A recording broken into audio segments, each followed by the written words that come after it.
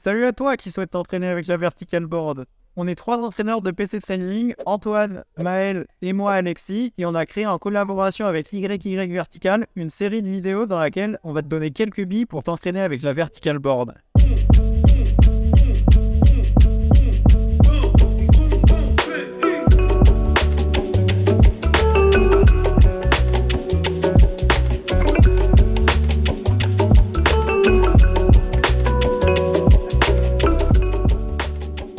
Dans cette vidéo, on va te présenter un exercice pour développer la résistance, la rési comme on dit en gras.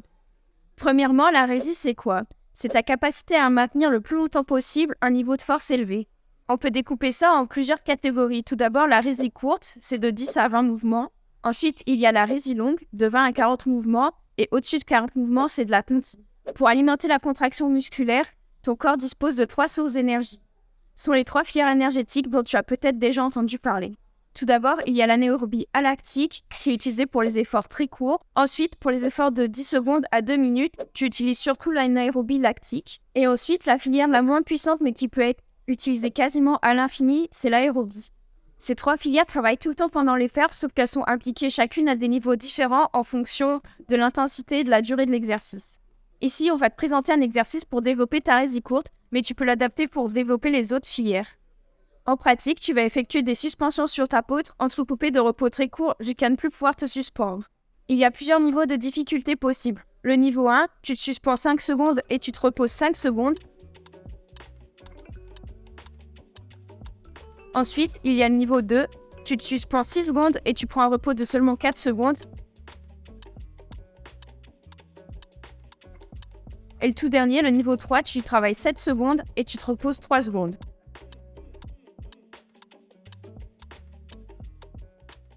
Donc pour faire cet exercice qui développe la rési courte, tu vas devoir trouver une difficulté qui te permet de faire seulement 15 suspensions. Pour affiner ça, tu peux te délester avec les pieds, te lester légèrement ou changer la taille des prises. Si jamais tu veux plutôt entraîner la rési longue, il va falloir que tu trouves une situation qui te permet de faire plutôt 25 suspensions. Une séance type de rési à la poutre peut se dérouler ainsi. Une première partie où tu fais l'échauffement et ensuite une deuxième partie où tu vas faire tes repeaters, 1 à 4 séries en prenant 10 à 15 minutes de repos entre tes séries. Maintenant, je vais te parler des avantages et des inconvénients du travail de la rési sur poutre par rapport à la rési en gras. Les points positifs, on travaille précisément à l'intensité qu'on veut, on isole précisément l'aspect énergétique en travaillant seulement les fléchisseurs des doigts, on ne peut pas tomber à cause d'erreurs techniques ou tactiques, et pour terminer, on peut mesurer facilement les progrès de séance en séance. Et maintenant, les aspects négatifs, tu ne travailles pas les points techniques et tactiques de la grimpe, donc ta capacité à bien te placer, à grimper relâché, à mettre du rythme. Et tu passes aussi beaucoup de temps dans la même préhension, donc attention au risque de blessure qui augmente. Et au niveau de la polyvalence, c'est pas optimal, donc n'hésite pas à changer de préhension entre tes séries. Et donc intéressant de travailler la résistance sur la poutre pour cibler les aspects énergétiques, mais n'oublie pas de travailler en grimpe pour avoir aussi un travail sur les aspects techniques et tactiques.